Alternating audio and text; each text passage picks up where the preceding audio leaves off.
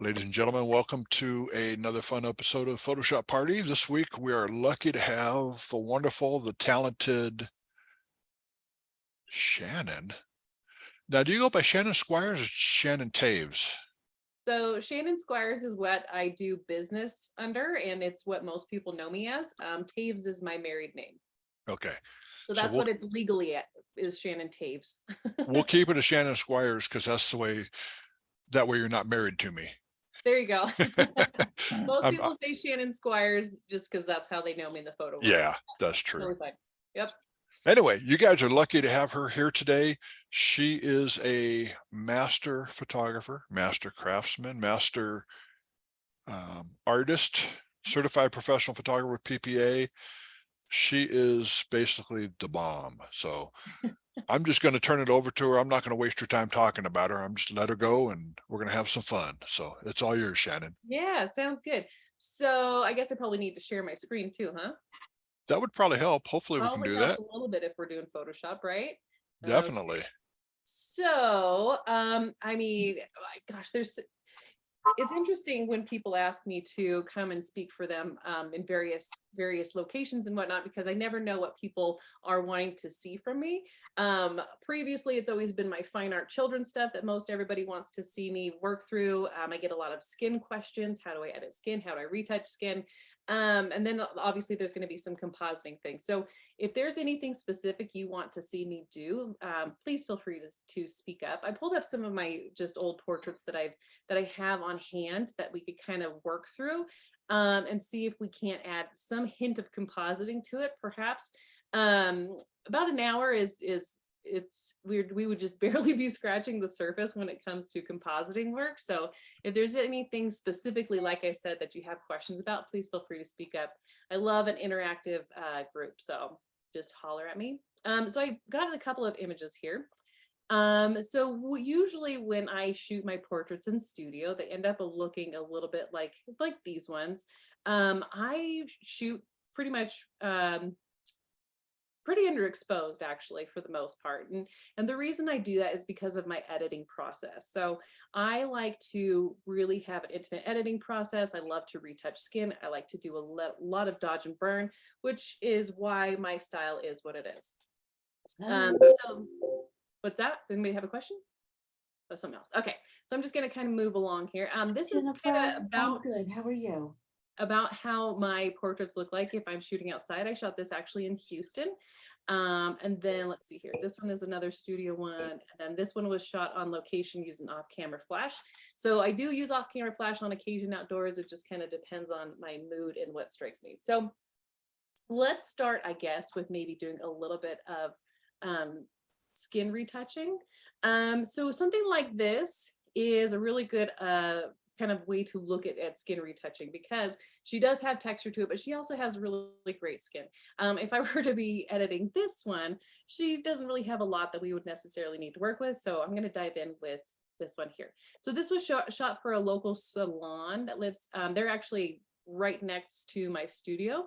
So we're just going to dive in. So does everybody kind of understand the concept of frequency separation? Yes, 50 no, maybe? 50. 50-50. We haven't really touched frequency separation here, a little bit, but not much. Okay, all right. So I actually do frequency separation two ways.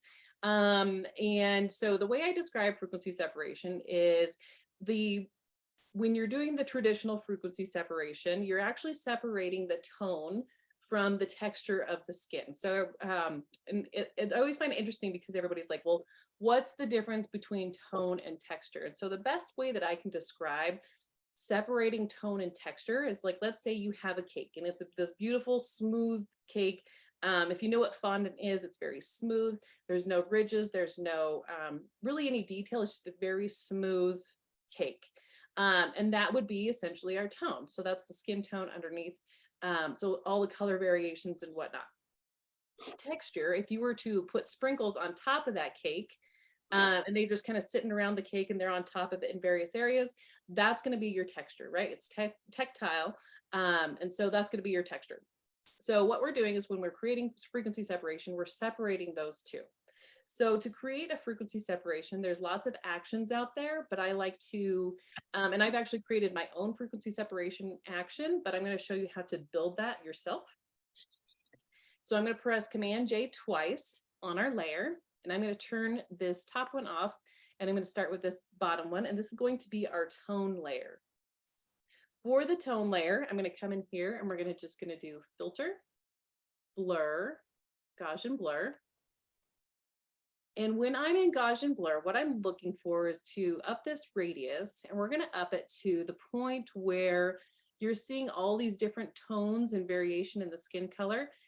They all kind of melt together. That's what we're looking for. So you don't want to really be able to tell where one starts and one ends. You want it all to be kind of melted together. So I'm going to press OK. So that looks good to me. Then we're going to go up here to our other layer that we created, and this is going to be our texture layer. Texture. And I'm going to change the blending mode on this layer, and it's going to be linear light. And then we're going to come up here and we're going to do image, and we're going to press apply image. And this is going to pop up. And what we want this to do is we want this layer to be speaking to our tone layer. So everything we do here is going to be speaking to our tone layer. And then we want the blending mode to be subtract. And then your opacity is always going to be 100%. Your scale is always going to be 2, and your offset is always going to be 128. These are not numbers that I came up with. The mathematicians that came up with Adobe Photoshop, they created this. So I'm just going to press OK. And if you did it correctly, you should see nothing changed. Okay. So I'm going to go ahead and I'm going to group these together. So highlight both of the layers and press Command G. So now we have our frequency separation commands here. So when I do my skin retouching, I often don't even touch my tone layer in this particular situation.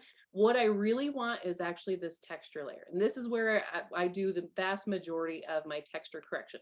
So I'm going to come in here. And so again, the texture is going to be any of these kind of raised areas, these any scarring, any of those things that I kind of want to get rid of. And when you're working in your texture layer, we're just essentially going on there, and like if it was the cake situation, you're just flicking off the sprinkles. So I'm going to come in here, and in this layer, I will often kind of bounce around between my the clone stamp, the patch tool, or the spot healing tool. And when I do it, so I'm going to use my clone stamp, and I'm going to pick a healthy source of skin kind of right here in this area. Now, when you're picking a healthy source of skin, you want to get it as close to the area that you're working with as possible. So for instance, the skin texture that's on her cheeks is not going to be it's not going to be the same as the skin texture that's on her chin. So you want to make sure that you have a healthy area that's pretty close to the area that you're correcting. So I'm going to sample an area right here, and then I'm going to clone this area out here.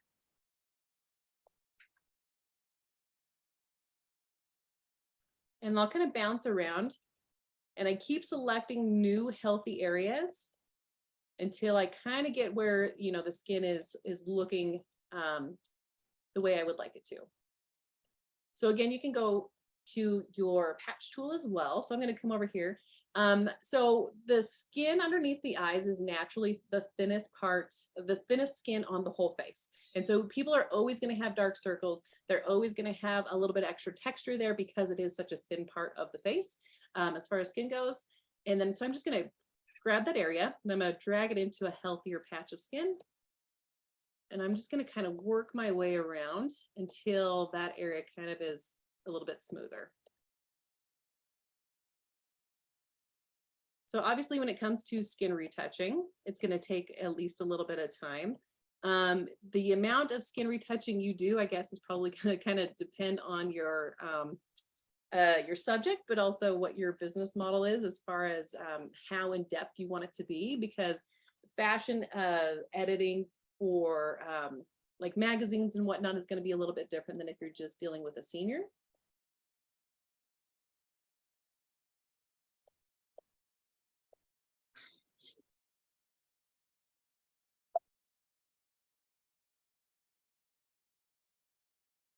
And you're using the patch tool right now? Right now I'm using the patch tool. Yes, that's correct. Thank you. Okay. And she had pretty oily skin. I think that she did it on purpose, so I don't want to necessarily get rid of that completely, but I am going to use my patch tool, excuse me, my clone stamp, and I'm just going to come in here at a little bit of a lower opacity. I still want to have those highlights on her skin, but I want to minimize those just a bit. So I'm going to pick a color like on her forehead, or an area on her forehead, and I'm just going to kind of soften that up. Let me bring it up a little bit more.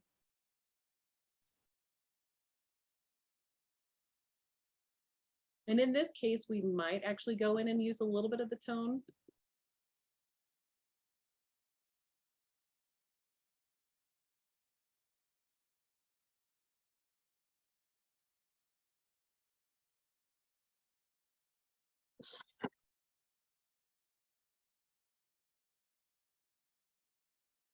When I go on and I do my other type of frequency separation, I describe it as a brush on frequency separation. That is going to help to soften up these highlights a little bit as well. Let's see that. Okay, so I am going to go into the tone part and see if that does anything for us. So when I'm working in the tone, I usually come over here to my lasso tool. And so I'm usually going to have my lasso tool feathered at about 30 pixels. And what that does is it kind of gives us a selection so it's not going to look like a stamp, like a hole punch when you go in to make your selection. It's going to soften those edges and diffuse those edges. So I'm going to do a kind of a circle right here. And then we're going to do filter, blur, Gaussian blur. And that's going to soften it slightly. Press OK. And we'll do this area as well. So filter, blur, Gaussian blur. Press OK. And then we can actually do it right underneath her eyes as well. So filter, blur, Gaussian blur. Press OK.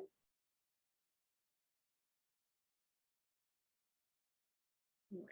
So that is probably the majority of what I would do for frequency separation in this case.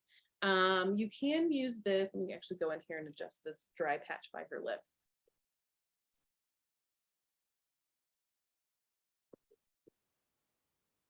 This also works really great if you have clients who maybe have wrinkles or more mature skin. You can do this patch tool in the texture, on the texture layer, using going over the fine lines and wrinkles, and then you can just bring down the opacity, because you still want people to kind of look like themselves. You're just wanting to maybe soften some of those areas that maybe your client feels are problematic or they don't want there. But you don't want to make sure, you want to make sure you're maintaining who they are and their characters of the character of their face. So it's a good way to do it that way, and then just bring down that opacity.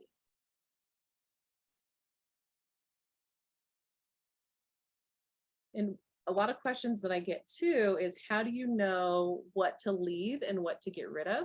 And truthfully, if my rule of thumb when it comes to those sorts of things is, if it is something that will be there 2 weeks from now, then you leave it, because that's usually some sort of a scar or a birthmark or something like that.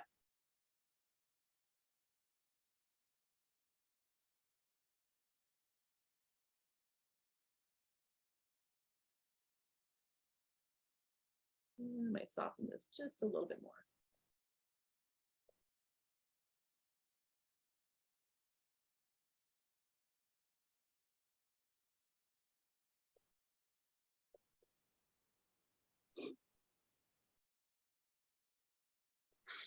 Are we asleep yet? Yes. Do you have any questions so far? Okay. So you can see that kind of softened everything. So the reason I put frequency separation into a grouping is because I like to be able to see. Sometimes it looks like we didn't do a whole lot to the actual image, but if I have everything in a group, I can just come over here to this layer that has everything in there, and I can just click it off and on, and you can see how much it did to the skin. Well, Shannon, what about if you wanted to get rid of that glary totally? The glare totally? Yeah. So I'll show you when I brush on the frequency. So you don't want to get rid of it totally, right? You don't want this highlight on her forehead to match this area right here, because if you're doing that, you are essentially flattening out her forehead, and her forehead isn't flat. it's got, you know, it's got a curvature to it. And so if you're getting rid of those highlights completely, they're going to look fake, right? So it's going to flatten that out. So you don't want to get rid of it completely. But when I go in and I do the brush on frequency separation, you'll be able to see that that is really going to soften that up even more. Okay, so I'm just going to duplicate this background layer just so I can merge that frequency separation down. So I am a merger, and I know that like hurts a lot of people's hearts a little bit when I do it, but it is what it is. It's one of my habits. I just kind of commit to what I've done and I just kind of move forward, and that's just how I roll with my portraits. So I'm going to merge that down. And now I'm going to show you brush on frequency separation. So this is the one thing I think for me that defines my skin, the look of the skin that I have in all of my portraits. This is the step. So what I'm going to do is I'm going to duplicate my layer. I'm going to come over here. I'm going to change the blending mode to vivid light. And I'm going to push Command I to invert that. And then we're going to do filter, other, high pass.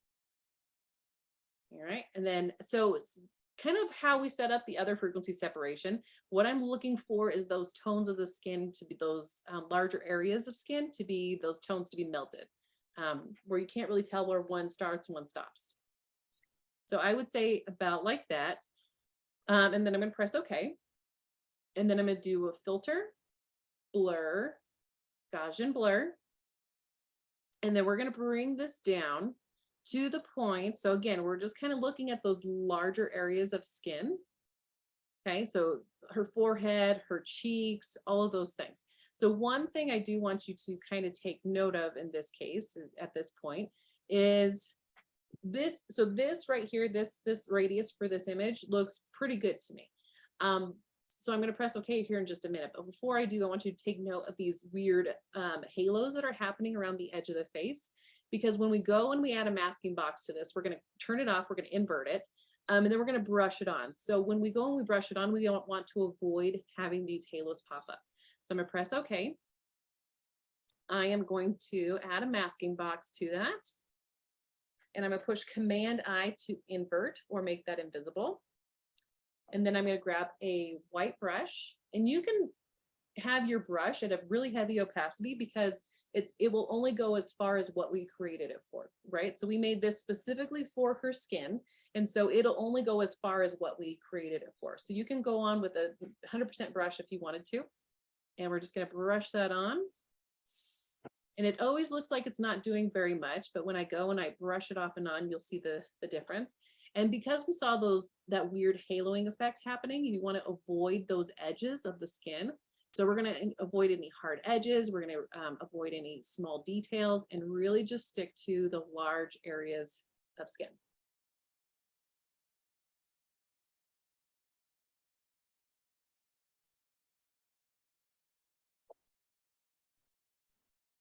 And what I like about this brush on frequency separation is it's really good about maintaining all of those details. So her freckles are not real.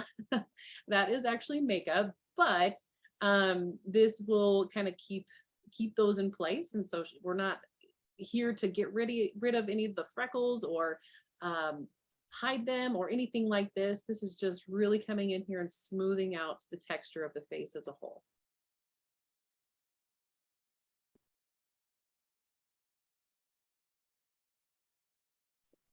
And then this works really good on spider veins, these patchy red spots.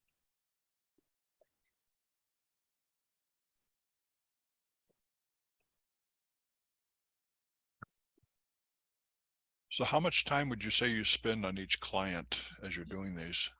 Each client or each image? Each image. So each image, I would probably say I do, gosh, anywhere from like 20 to 30 minutes, I would say, when I'm editing something like this.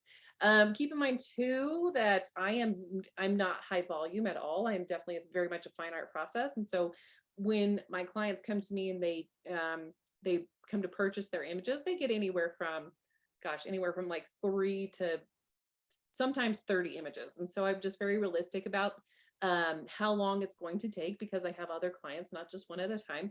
And so my rule of thumb is it's going to take me probably about a week for every 5 images that they order, at least 2 weeks. 2 weeks as a whole is usually what I give people. Okay, so I'm going to come in here and I'm going to turn this off and on so you can kind of see the difference. And it just really smoothed out the skin. So you can see it kind of brought down the highlight a little bit. I think that with her style and her edgy look that she has for the salon, this works really well for that scene and what we created specifically for the salon. Like I said, I probably wouldn't go in there and get rid of this completely. If this was one of my fine art portraits in studio, so for instance, if we were working with something like this, that technique that I use would soften all of these highlights quite a bit more. So when I work with kids too in studio, I sometimes will go in with my airbrush machine and I will do a clear airbrushing over their whole face, because I actually want that texture. I really want the detail in their skin. I want that to pop. And so I will add just kind of like a dewy layer of, I guess it's like kind of a clear gel with my airbrush machine. So not so much outdoors, just because I travel so much. I usually don't bring my airbrush machine with me, but something like this, I just tell the parents to come with, dewy skin or hydrated skin. All right, so I'm going to go ahead and I'm going to merge that down. So Command E. Again, I'm a merger. So now just to kind of see what all of that frequency separation did. Like I said, this is something I do for all of my portraits. I don't necessarily do the traditional frequency separation if it's a kid, but I almost always, actually I always do the brush on frequency separation on all of my portraits. So I'm gonna click that off and on. And you can see the difference that makes. Okay, so for something like this, when it comes to taking something like this and bringing it to kind of like a fine art level, this salon is they're pretty amazing. So they kind of let me have artistic reign when it comes to editing their photos. And so we can make it a little bit more edgy. It's not like having a real estate agent as your client. They're a salon. They obviously love color. They love the arts. And so I get to kind of play with it a little bit. So in this case, what I want to do is I'll probably just come in here and I'll just clean up the stray hairs just a little bit.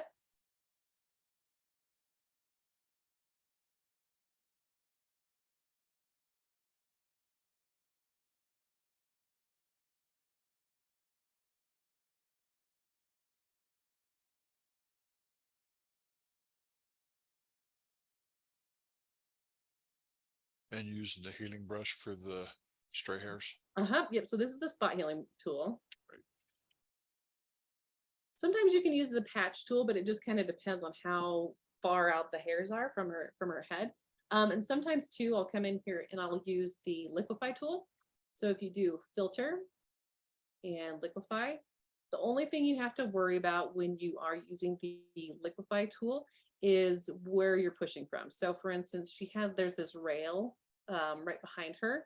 And so if we're going to be using that railing, we're not going to push it downward. We want to push it inward from the direction that the railing is coming.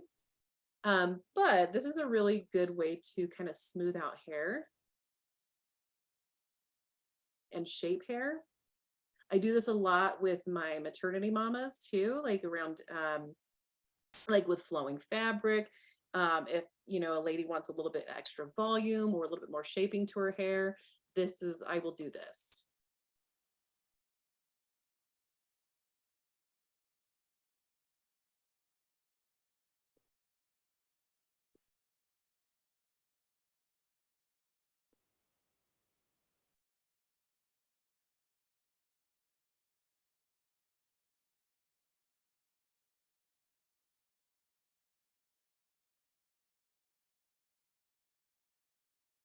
And I'll just kind of bring it all in until it kind of looks a little bit smoother and more shaped the way I'd like it.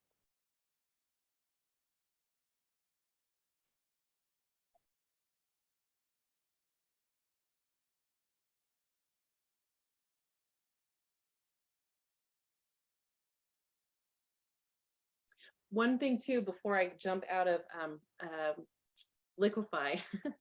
I don't know if you've ever seen the, photographers go in and they make their clients look like dolls. This is one way they do it, is in the liquify tool. So in the liquify tool, you have this option to come in here and do facial aware liquify. I usually don't use it unless I'm creating some type of a character portrait, but in general, I usually just kind of leave it as is. But it does have some really cool features that can come in handy every now and then. So for instance, if I were to come in here and we're looking at her eyes, so liquify has all of these really cool options that you can come in here and adjust. So for instance, if I wanted to, maybe one eye was closed more than the other and we wanted to change that, you can actually choose which eye you're working with, and you can make it bigger or smaller depending on what you need the look to be. Now, if you want kind of an overall bigger eye type look, and both eyes need equal amounts of adjustments, you can, bring up the size. And if you click on this chain link, it will adjust both eyes at the same time. So it can get pretty weird pretty quick. So you have to be careful. You can change the eye height, the width, the tilt, the distance, all that stuff. You can actually come in here and, like, let's say you have a child who they just would not smile for you at all, but you want to give them at least some sort of a smirk. You can actually come in here and do that. Give it a smirk. All right, we'll just do a little bit just to give her a soft little look. You can change the upper lip and the bottom lip just to plump them up a little bit if you needed to. Again, if you're taking it to the extremes, it's going to look a little bit more like a character portrait. Change the width. You do have to be careful. What is this? This is the mouth height, so you can always change that way. You do have to be careful, like I said, with client portraits, and especially children. They're, if you're changing them drastically, they start to question things, that's usually not good. All right, and then you can change the jawline and slim a face pretty easily, and also the face width in general. Okay, so I did that fairly dramatic just for the sake of showing you guys the tools, but this is, you can change the nose, you can do all sorts of stuff. So it is a lot of fun to play with. So I'm going to go ahead and press OK. And you can see what that did. It's starting to look a little AI-ish, I think. All right, so now I'm going to go in here and I want to brighten up the eyes a little bit and change those up. And then we're going to do a little bit of dodge and burn too. So what I like to do as far as brightening up the eyes, I'm going to go ahead and I'm going to do a new layer. So I'm going to go in here and I am going to brush on white. So I'm just going to grab a regular white brush and we're going to bring down the opacity on that brush to around into the mid 20s. And the flow is about 13%. Now when we're talking about the eyes, there's catch lights and there's shape lights. So the catch lights are always going to be those highlights that sit on top of the glassy part of the eye, right? So this is a catch light right here. A shape light is the light that goes into the eyes and catches in the iris and pools in kind of a crescent shape to enhance that color. So that's what we're doing here, is we're creating that shape light. So for the shape light, I'm just going to come in here with a white brush, like I said before. And the shape light is always going to be directly opposite of the catch light. So you can see the catch light here, and it's coming at this direction. So we're going to go right here and create a shape light. Okay. And we don't want to leave it white. We're going to actually change the blending mode to overlay. And what that does is it just enhances that light that's naturally, or that color that's naturally in her eye. It wasn't adding any color. It was just pulling out that color that's already there. We're not adding any more green or blue or anything, or trying to guess what color is in her eye. It's just going to pull out that color that's naturally there. On the flip side of that, we want to make sure that we are enhancing the catch lights as well. So in this case, what I'll probably do is I'll use my, I'm going to get rid of this layer that we just created, and I'm just going to do a levels adjustment layer. And I'm going to bring my white point way up. And then I might bring my mid-tone down just a touch. And then I'm going to invert that. So I'm going to do Command-I to invert it. And so when I'm doing this too, I'm just looking at the catch lights that are in her eyes, because we're just enhancing those. So Command-I to invert it. And then I can just use a white brush, pretty heavy white brush, to enhance those catch lights that are already there.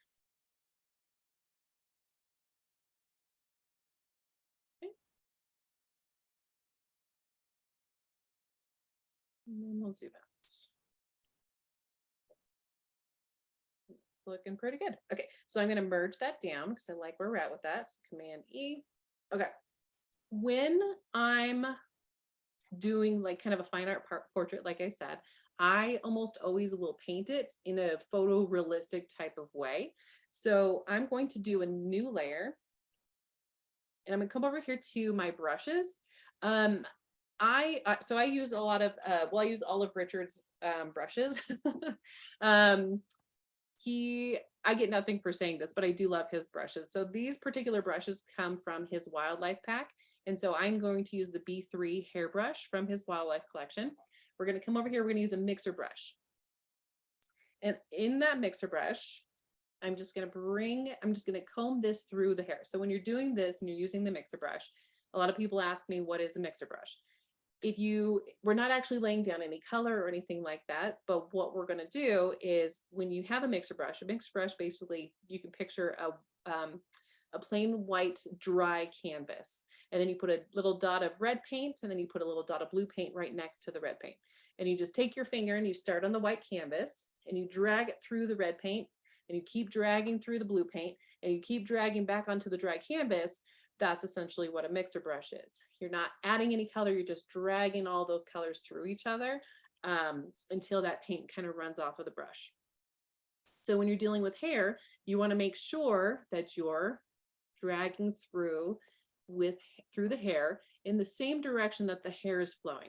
So if the hair is flowing this direction and it starts at the root and it kind of comes down, you want to make sure that you're brushing everything that direction. You wouldn't go side to side, because you're going to basically get rid of all those highlights and shadows, and we want to make sure that we maintain that. In this case, and for what I do, I like more of a photorealistic look. I'm not necessarily trying to make this look like a painting, or I guess a true painting. People ask me all the time if my images are painted.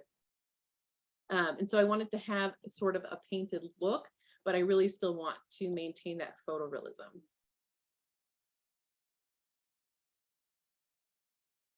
And what I like about this is it gives it that painted look, but we're still going to, and it's going to smooth out all these little extra hairs that are kind of just flying all over every which way. And it just kind of keeps that hair going in the, in those, all those different directions, but is taking away some of those messy pieces.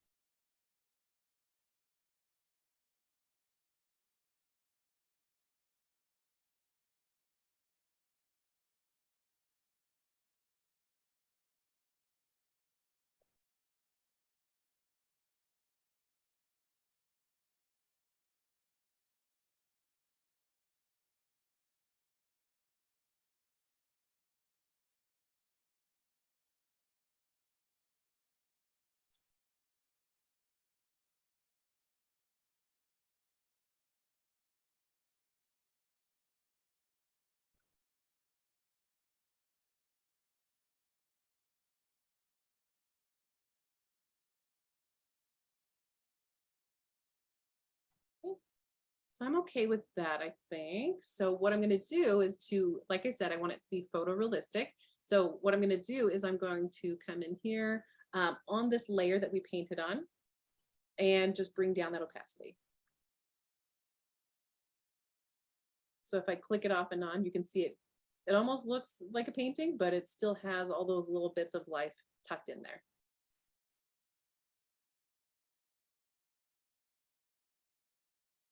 I'm going to merge that down. In this case, I probably wouldn't paint her. I might paint her outfit maybe a little bit later, but I'm okay with it right now. So I'm going to go ahead. I'm going to merge those together, and then we're going to do just a little bit of dodge and burn. So when I do dodge and burn, there's a lot of different ways to do dodge and burn. This is just one of them. So I'm going to duplicate these layers, this layer twice. This bottom one is going to be our burn layer. And so I'm going to change the blending mode to multiply, because multiply is going to darken. And I'm going to add a new layer or a masking box to that. We're going to push Command I to invert it so it's invisible. Then this top layer is going to be our dodge layer. We'll turn that on, and we need to brighten. So we're going to do the screen mode on that layer. add a masking box to it. Then we'll push Command I to invert or make it invisible. And then I'm just going to come over here with a white, a soft round white brush. When I do this, my opacity is usually anywhere from 20 to 23%. And then my flow is usually anywhere from 10 to 13%. And I am going to do, I usually start with dodge first. So we're going to essentially be highlighting certain areas. When I'm dealing with the face, I usually start right underneath the brow bone, and I'll go down the middle of the eye.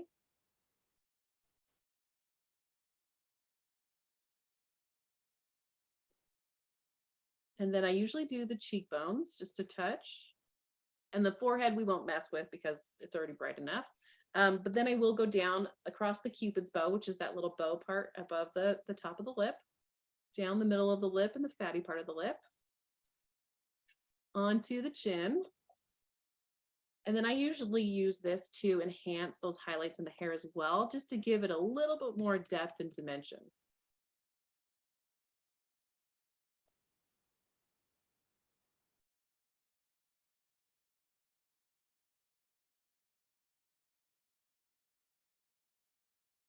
And then I might come in here and highlight the eyes just a touch more.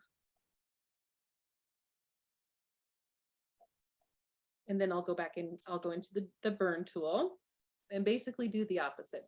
So I will darken underneath the cheekbones, right underneath the jaw.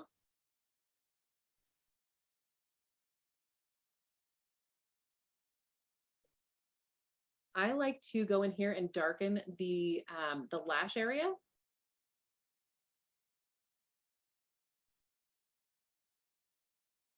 And that shadow that is cast by the lashes, I'll enhance that as well. I think it adds just some more depth to the eyes.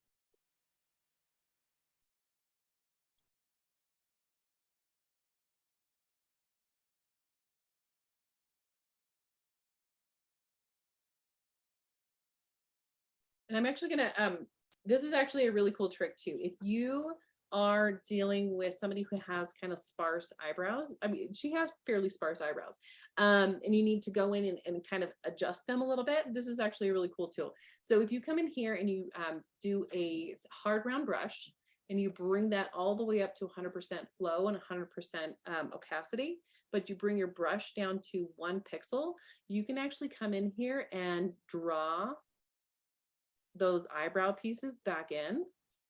So it helps to shape it a little bit more. So this is not adding any color. This is just taking those colors that are already in the skin and making them darker because it's burned. But we can actually come in here and do these individual hairs so that her eyebrows and everything look a little bit more complete. I do this with kids all the time because they have, you know, a lot going on with their eyebrows usually. But obviously it works really great with adults too.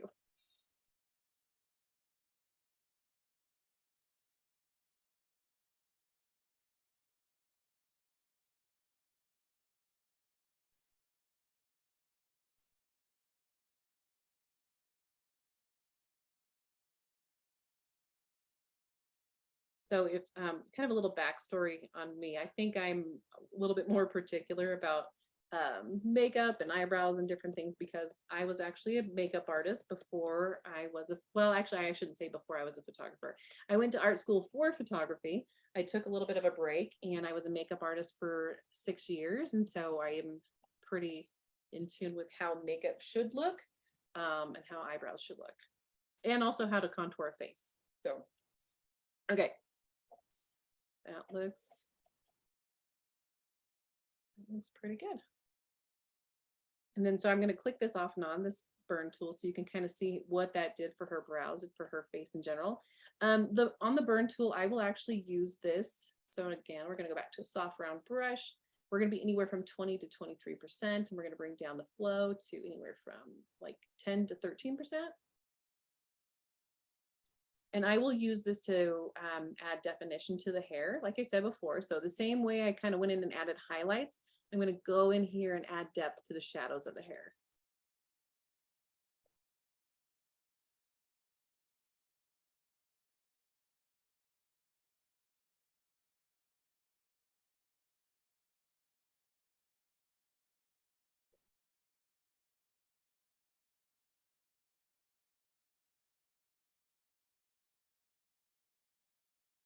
There we go.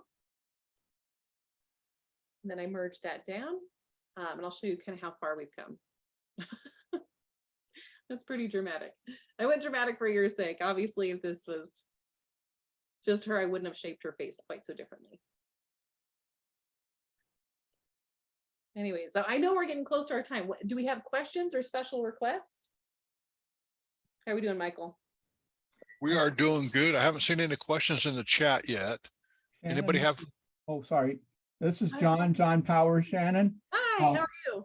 I'm great. After you're done with this, I like with that little girl with the flyaway hair, how you capture that and place it in another area with all that hair. I'd like to see Sure. your technique on that, if that's okay. Yeah, so with this one, Yes. and like how would I put place it in another area? Yeah, with all that hair, taking that out and putting it on another place. Ooh, so if I were to do this, what I would do is I would probably go into another portrait of her and replace that hair with something else that I have of hers.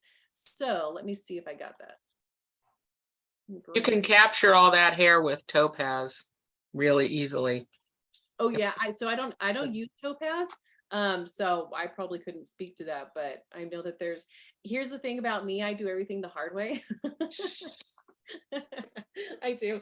And I don't know why. I think because I'm just such a creature of habit. I always have I hate updates. My husband sneaks in like at night and does all the updates to my computers, and it drives me absolutely insane. Because something Right with you on that. something always goes wrong. So let me see if I can find, where is that? This little girl and her sister came to see me not too long ago. Well, I guess it was last year. So you wouldn't attempt to take all those hairs off to the side and add them into the? Probably not. I think I kind of like the mess of children. If anything, what I would do is I would probably take this one because I think it's just a little bit more whimsical and it flows a little bit prettier. And so I would probably maybe clean up these and maybe some of these, but I like this extra little bit of whimsy. If this was going to be a competition piece, I would probably add in like blowing petals just to kind of add to the overall flow of like the wind blowing and whatnot. And so that's probably what I would do in that case. There are hair overlays. So let me see if I think I have one that I created. Let's see here. Hair overlays is somewhere. Hair overlays are pretty good for something like that. Let's go find it.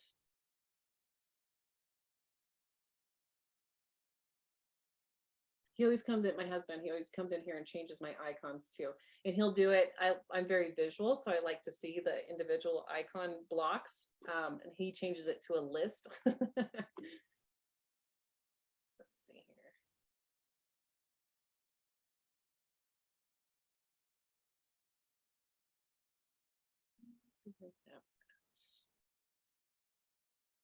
Hmm.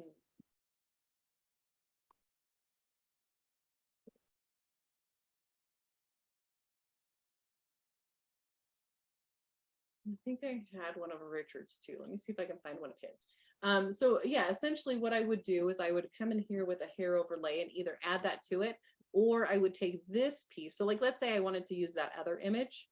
I would come in here and I would grab this piece.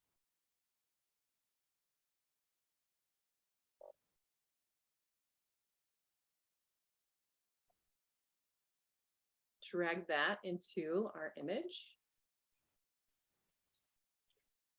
When I am putting in composite type pieces into anything, I will always right click and I will do convert to smart object, so that if it's a smart object, you can size it up or down without losing any information or pixels in there.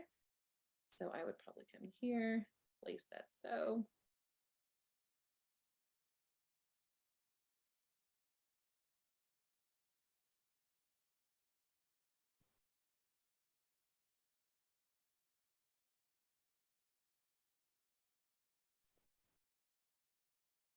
And I would probably replace it that way and just kind of leave it real whimsical like that. And then I would probably go ahead and let me duplicate that background for a minute here.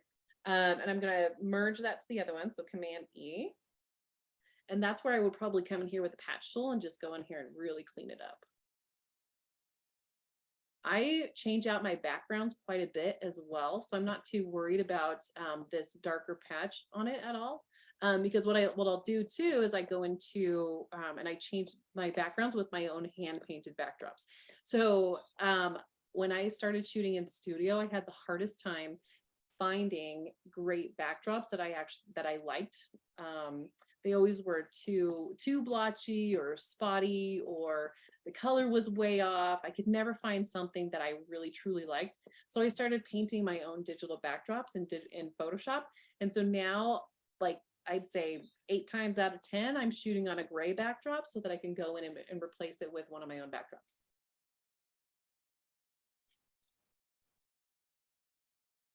I'm going to do Command J, and I'm going to do a filter, liquefy.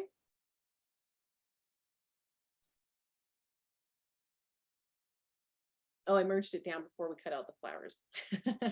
So you would want to cut out the flowers first. This would not do well in competition.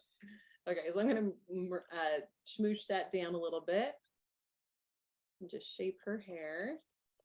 In this case, I'd probably go in there and do a little bit of cloning as well.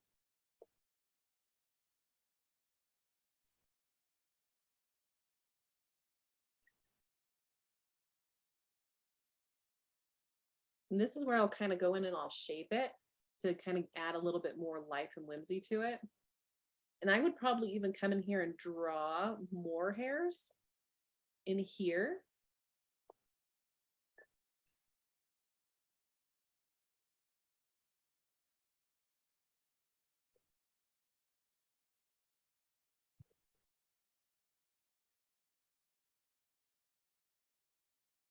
Just kind of giving her some of like Pantene hair. Okay. And in this case too, I'd probably bring down her strap just so it wasn't quite so obnoxious out there.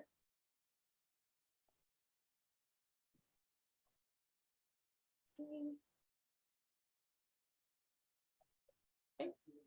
I have a house full of people, so if you hear people. Okay, so that's probably something I would do. And then I'm going to do a new layer. And if I wanted to come in here and fill in these areas just a little bit, I would come in and I would get a probably 1 pixel hard round brush, 100% opacity, 100% flow. And I would pick one of these nice pretty colors that are in her hair. And I would actually come in here and start to hand draw some of these hairs.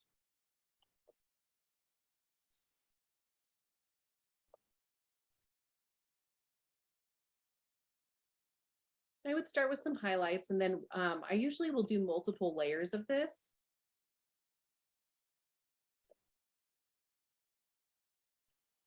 To change up the different variations of color in her hair.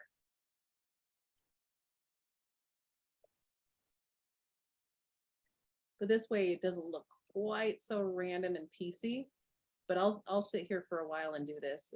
Especially if this is going to be a competition piece, I will put in the effort to really perfect this whimsical hair.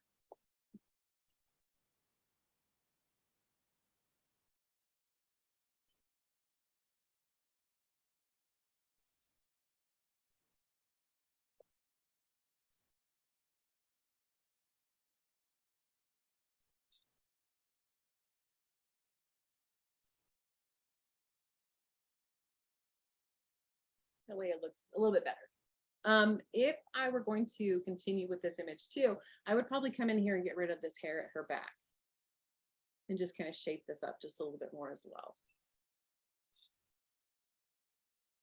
What other questions do we have? I should do this history brush.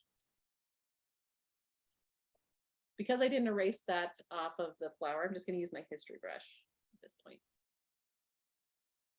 There we go. Totally forgot about the history brush.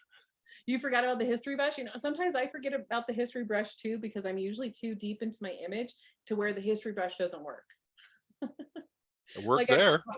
It worked there, and that's because I didn't change the original crop or ratio of the image. So, Right. well, Way Do you have cool. time to put her on a different background so we can see how you do that? yeah, it's pretty easy. Let's see here. I mean, it's going to be sloppy, but it's easy. Let me see here. Let me grab. I'd make her say please first. Pretty please. Pretty please. I know.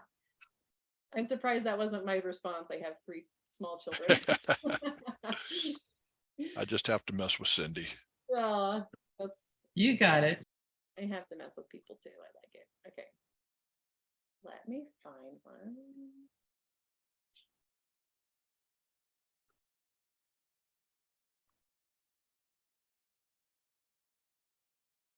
Let's see. Let's grab a couple and see which one we like best.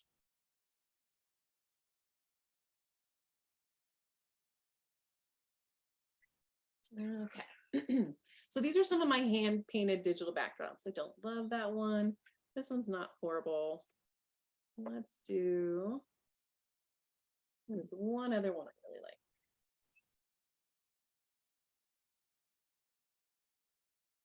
Okay. This one is actually one of my favorites that I like to use. So let's go here. All right, so if I was going to do something like this is, like I said, one of my digital, hand painted digital backdrops.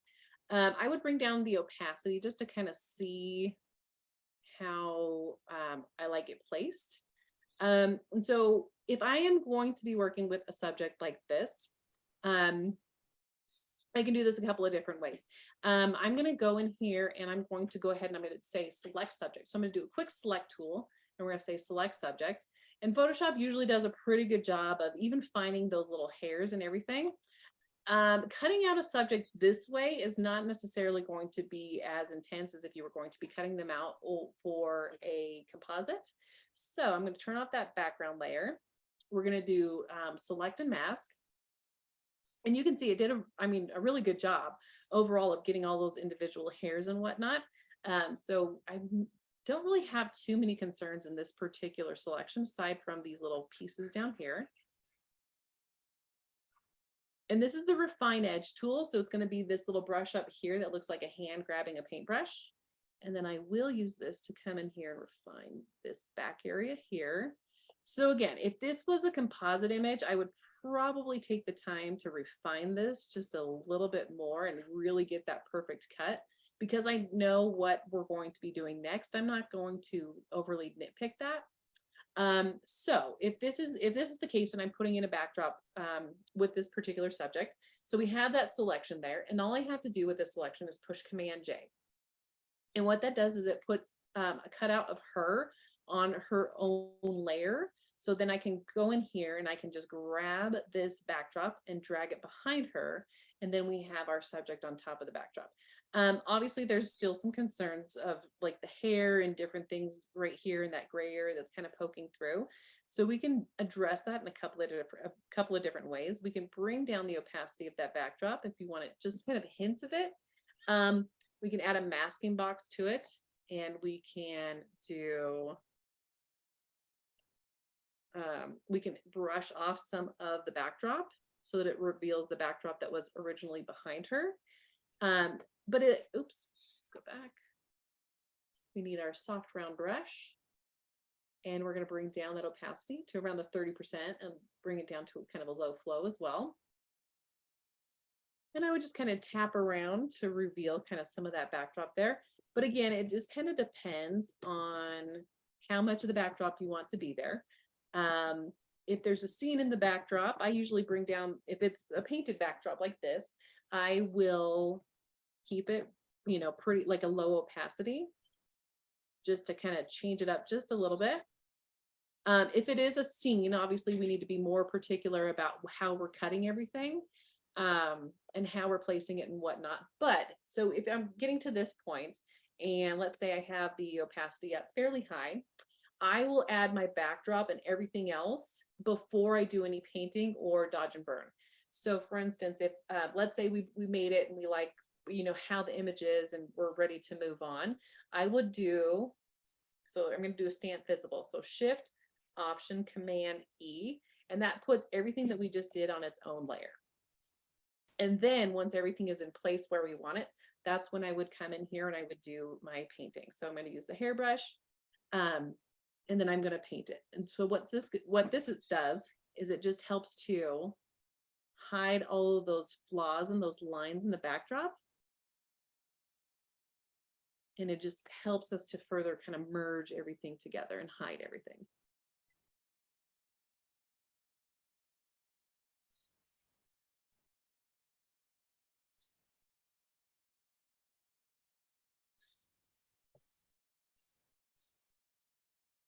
What's nice about these backdrops too is you can just easily go in and shift the color. So like, let's say you really like this texture of this brown backdrop, but really you wanted it to be blue. It's easy enough to just go and shift it to a blue color to have more color harmony to it.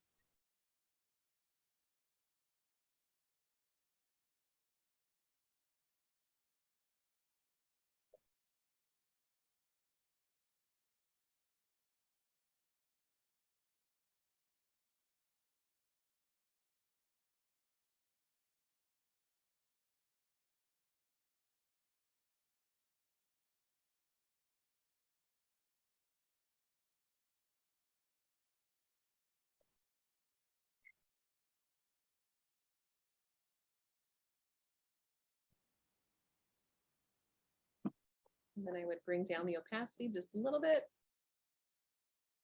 And then, like I said before, I'd probably go in here and just finish it up by drawing on some hairs.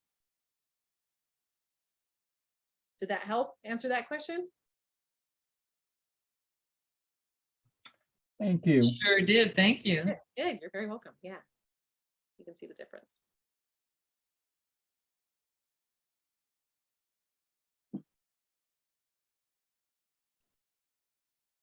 All right. What else, Michael? What other questions we got? My list is so long, you don't have time to do it. Probably not today. Definitely not, but thank you very much. That was course. wonderful. Mm-hmm. I learned a whole bunch Oh, today. good. Yeah, frequency separation is it's a big part of what I do for sure. Cool. Anybody else have any other questions? Now is the time to ask them. Okay, we'll play this game. We'll turn off the recording so everybody can start asking their questions. Hang on one second.